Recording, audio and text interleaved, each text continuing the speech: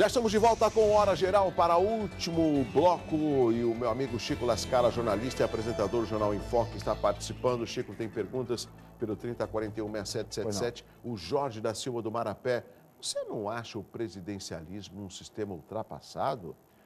Olha, nós tivemos, Jorge, um plebiscito recente no Brasil, onde o parlamentarismo, houve essa disputa pelo regime de governo, e o presidencialismo venceu. Eu, particularmente, defendo o parlamentarismo. Acho que é um regime muito mais sólido, muito mais confortável para o país. É um regime onde você pode superar as crises com facilidade. O primeiro-ministro não vai bem? Muda-se. Né? Diferentemente do presidencialismo. Votou errado, são 4 anos. Que tem que aguentar 4 anos. A Maria Aparecida do Imbaré, na sua opinião, Chico, por que o PT perdeu no estado de São Paulo? Eu acho que o modelo petista de governar se esgotou. Acho que nacionalmente houve sem dúvida nenhuma, especialmente em São Paulo. São Paulo reagiu de forma muito intensa ao PT. Acho que há um componente da administração Fernando Haddad na capital, que acaba tendo reflexos pelo estado todo. A boa gestão, na visão dos paulistas, do governador Geraldo Alckmin. Enfim, esses dados acabaram fazendo com que o PT tivesse um desempenho muito ruim em São Paulo. Mas, em contrapartida, nós não podemos esquecer que o PT nacionalmente ganhou a eleição. Quer dizer, a presidente Dilma obteve 42% dos votos válidos. E o candidato Aécio, 34%, uma diferença pequena. Mostra que a força realmente do PSDB pode eventualmente até ganhar a eleição no segundo turno, mas eu tenho a impressão que houve já um esgotamento depois de 12 anos de PT. O Fernando Oliveira da Biquinha, como fica o panorama político agora no segundo turno? Você já acabou respondendo também, né? Pois eu acho que nós vamos ter uma eleição dificílima, duríssima, eletrizante, disputa voto a voto entre Dilma e Aécio Neves. O resultado é imprevisível. Agora, Chico, o Pedro de Paulo Neto, olha só, você conhece. Um abraço ao Pedro, grande, querido amigo Pedro de Paulo Neto, uma referência no esporte aqui da nossa região. Um abraço, Pedro. Ele que faz parte da bancada aqui do Esporte por Esporte do nosso amigo Armando Gomes. Mandou cumprimentos para vocês dois pelo excelente trabalho e manda um abraço que já foi retribuído. Poxa, muito obrigado, Pedro.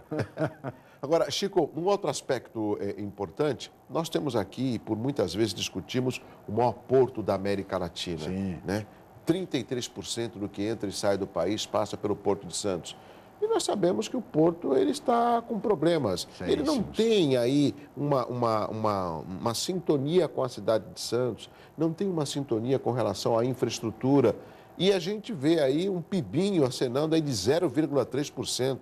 Por exemplo, será que os nossos representantes, mais da Câmara Federal, podem nos representar para, de fato, o nosso Porto de Santos ter uma representatividade que envolva as cidades da região? Sem dúvida, essa é uma questão fundamental, eu diria, Douglas, aqui para a nossa região. É o maior porto da América Latina, é um porto importantíssimo para o país, pela balança comercial, pelo movimento de exportações e importações, e que precisa de investimentos, precisa de recursos. Metade do que se investiu em Cuba, no Porto de Mariel, resolveria todos os problemas do Porto de Santos. Agora, o que se vê hoje em dia? Diante da nova lei de portos, uma centralização excessiva das decisões em Brasília e cada vez mais distantes da cidade. Um pequeno exemplo, Douglas. Conselho de Autoridade Portuária, que foi uma conquista. O CAP. O CAP, o famoso CAP. O CAP, antes da nova lei, era um conselho deliberativo.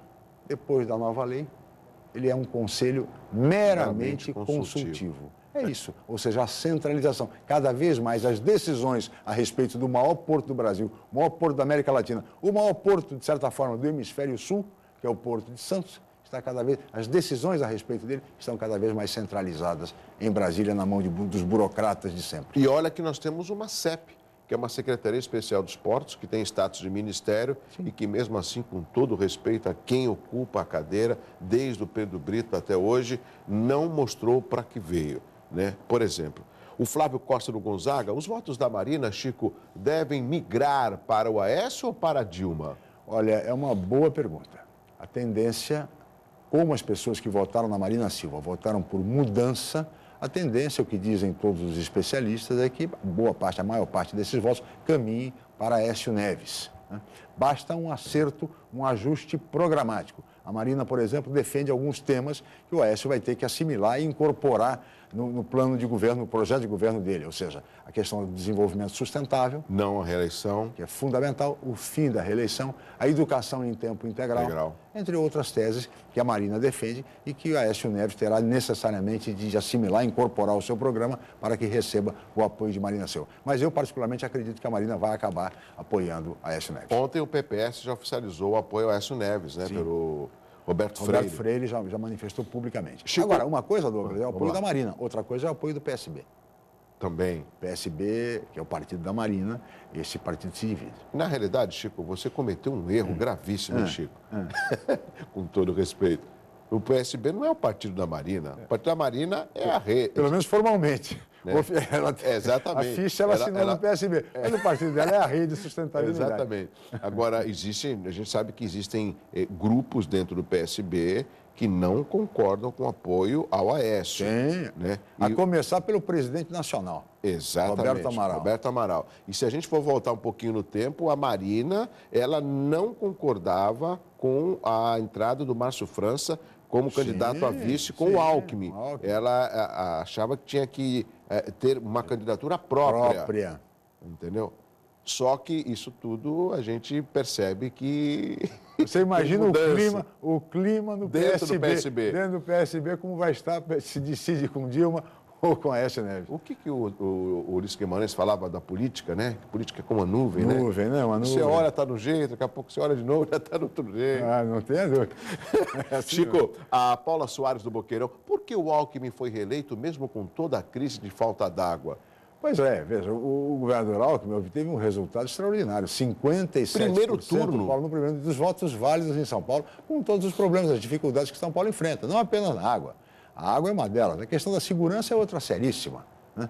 Nós temos problemas sérios na educação, na segurança, mas de qualquer forma eu tenho a impressão que a população paulista, especialmente do interior e do litoral, vem no governador Geraldo Alckmin um bom gestor, um gestor sério, enfim, e deram a ele mais um mandato, quer dizer, mais um crédito para o governador Geraldo Alckmin. Chico, chegamos ao final do Hora Geral e eu quero aqui nesse programa também destacar a importância do Chico La Scala para a nossa região metropolitana.